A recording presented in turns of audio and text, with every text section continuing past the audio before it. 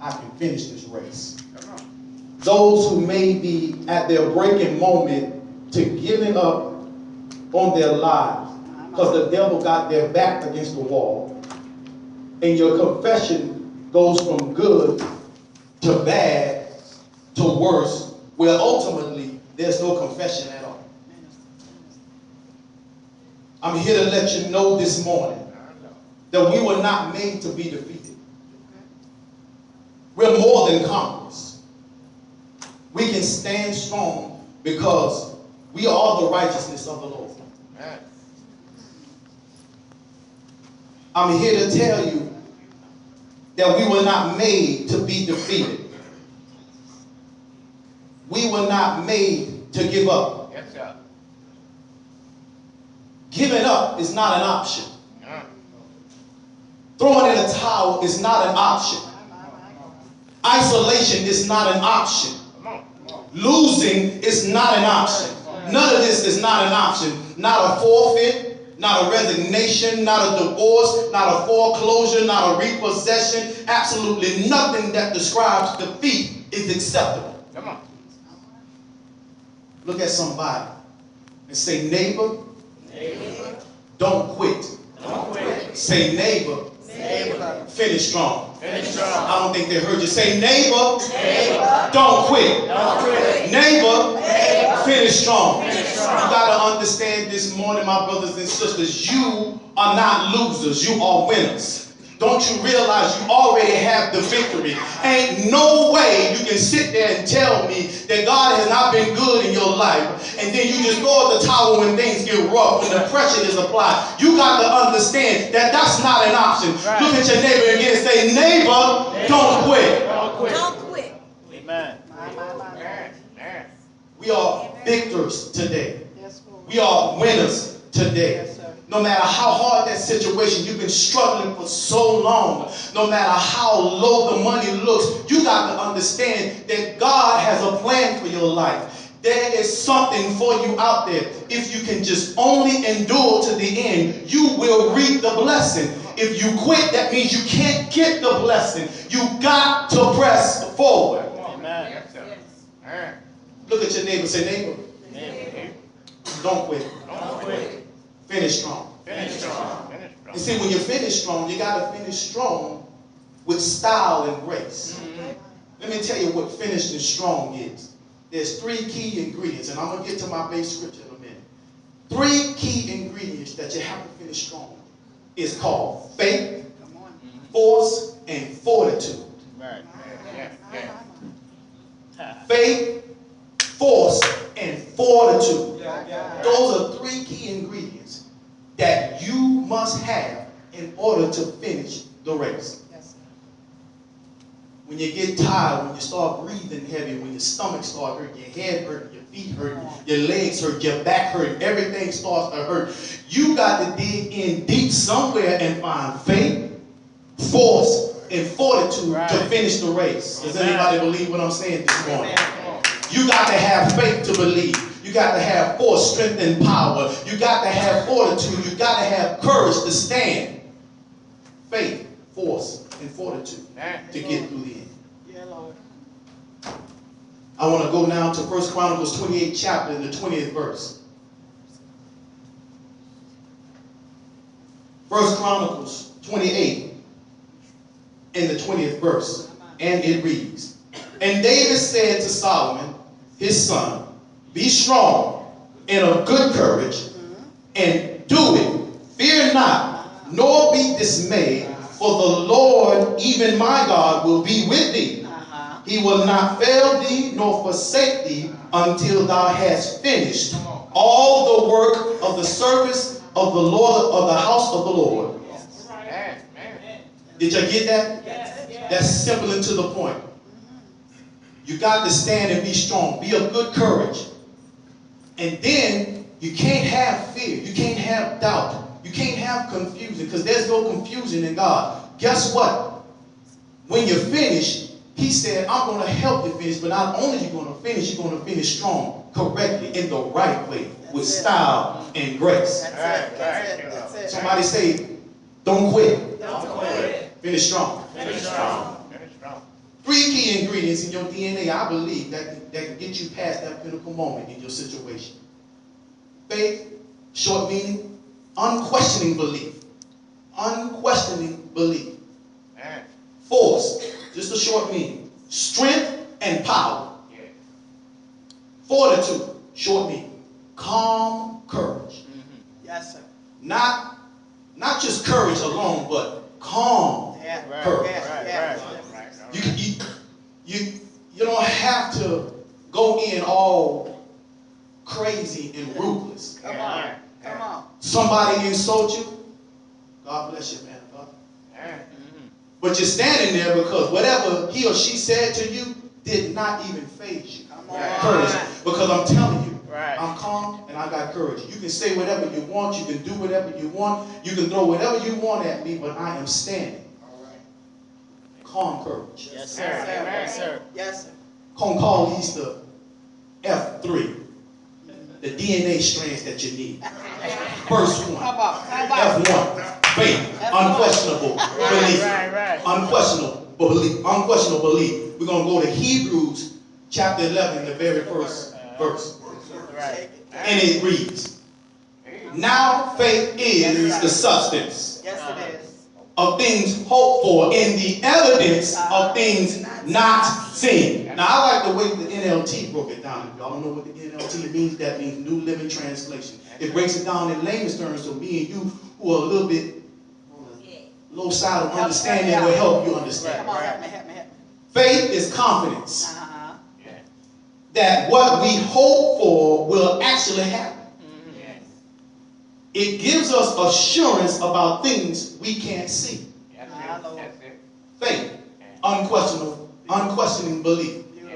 What does unquestioning mean? When you put confidence and assurance together, that gives you your unquestioning belief. That's what gives you unquestioning. There's no doubt. There is nothing that's going to stop you from believing. Now, let me give you a couple examples of how this faith works. If you drop down further and go down to the 11th verse in the same chapter, we talk about a sister named Sarah.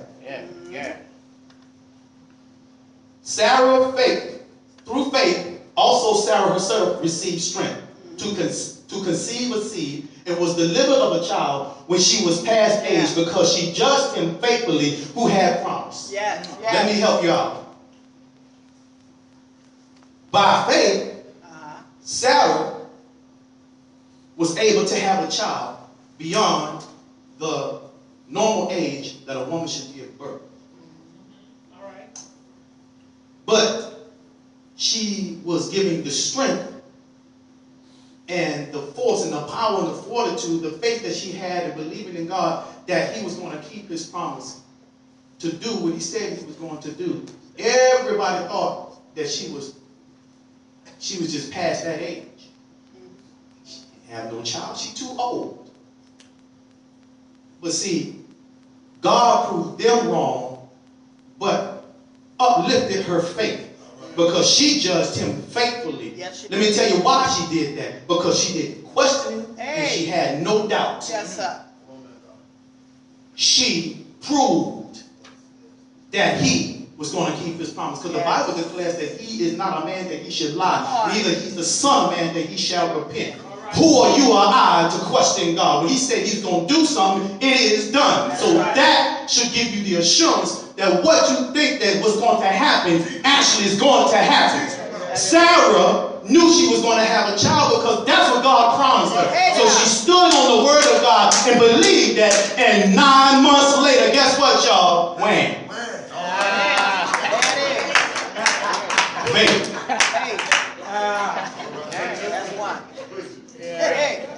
Now let's jump back up to the 7th verse in the same chapter, talking about a brother named Noah. Come on with it. Come on with it. By faith, Noah, being warned of God and of things not seen as of yet, moved with fear, prepared an ark to the saving of his house, by which he condemned the world and became heir of righteousness, which is by faith. How in the world that you can build a boat Come on. save your family, sit, wait for it to come. Everybody calling you crazy now. What in the world are you doing, brother? You a brother and you in 100 and something degree heat. We don't see no storm coming. Ain't nothing coming. What you talking about you think you're doing? Noah said, just wait. It's coming.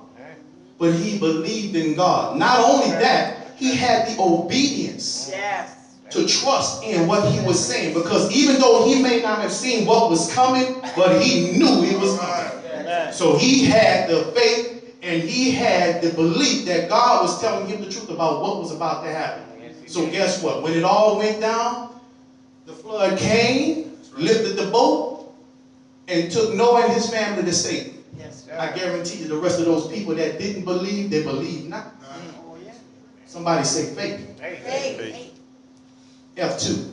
We'll talk about force. F2, come on with it. Force. Strength, power.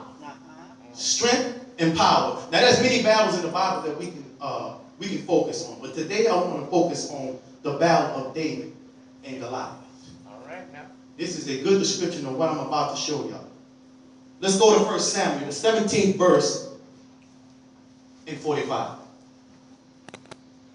Then said David to the Philistine, thou comest to me with a sword and with a spear and with a shield. But I come to thee in the name of the Lord of hosts, the God of the armies of Israel, who you disrespected. Now he talking to Goliath. Come on. Force. Let me describe of that force. See, David approached his battle with Goliath in the name of the Lord. That force was all he needed because he knew that those weapons that he had could not match to the strength and power behind that name. Which me and you, the same way, should use that same force in whatever situation that may present trouble or hindrance. Goliath. Some of you got some Goliaths in your situations. And you can't seem to go around it, go above it, go under it. But see, David said, man, I'm coming in the name of the Lord. I don't care about your spear, your sword, and your shield. You all standing there big and bad, and you standing in front of me. And you not letting me pass, but I guarantee you today you're going to learn. You're going to learn. Like Kevin Hart said, all right, you're going to learn today. Guess what? He took something, and I'm moving a little fast. He took something called a sling and a stone. Come on. What is your slingshot and your stone today? Let me tell you what it is. It's called the Word of God. It's called the Word of God. Now let's go to 1 Samuel, the 17th and the 49th verse. Oh, I'm not finished. I'm getting there. I know where I'm headed. David put his hand in his bag and took this, a stone and a sling, slung it and smote the Philistine in his forehead, that the stone sunk into his forehead, and he fell upon his face to the earth. That's what happened. I don't need all these weapons. If you read up further in the chapter, when he went to King Saul tried to put all his armor on David, and David said, man, I can't be mobile enough. I got to move. I got to move. Sometimes when we're in our situation, we get so confined where we can't move. You got to be loose. All right? You got to shake off the enemy a little bit, saying, hey, guess what? I have got something a little bit more lighter to carry. I can't carry all this stuff, King. You got to take this off of me. So David said, let me just take what I have. I'm just going to take my little bit slingshot and my stone, and I'm going to go over there and I'm going to kill this uncircumcised Philistine. That's what he called him. Early. Now, think about the force that had to come behind that stone to pierce the skull, the velocity of strength and power that to annihilate the problem that was in front of David. The strength and the power that came behind a little bitty stone. I'm telling you today, if you got that kind of force, only thing you need to do is just open it up. And I guarantee you all the force and the strength and the power is going to come out of it. Take what you got in your hand, open it up, and if you can put it in a slingshot and throw it at your situation and say, I'm not going to move today. Right.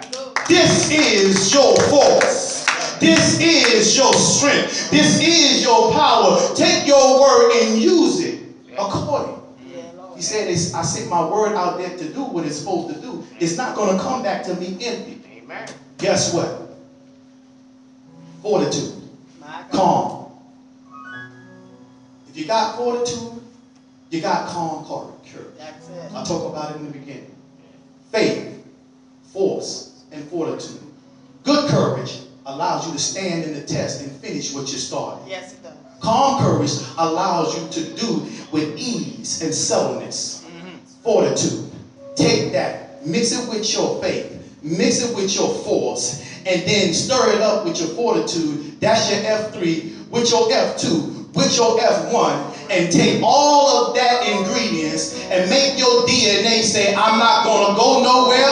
I'm one hallelujah away from my breakthrough. I'm one thank you Jesus away from my promotion. I'm one hallelujah away from my healing. I'm one thank you Jesus away from my deliverance. I'm going to stand on the word of God, and I'm going to use my faith, my force, and my fortitude, and I'm not going to quit. But when I finish this race, oh my God, oh my God, finish strong. Hallelujah. Look at the words that make them finish strong. Hallelujah.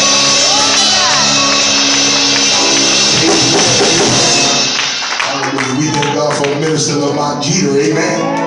Hallelujah. Hallelujah. Finish strong. My God, my God. Amen. Amen. Come on, give God praise for the man of God. Amen. Amen. All right. Got the second hand in the line.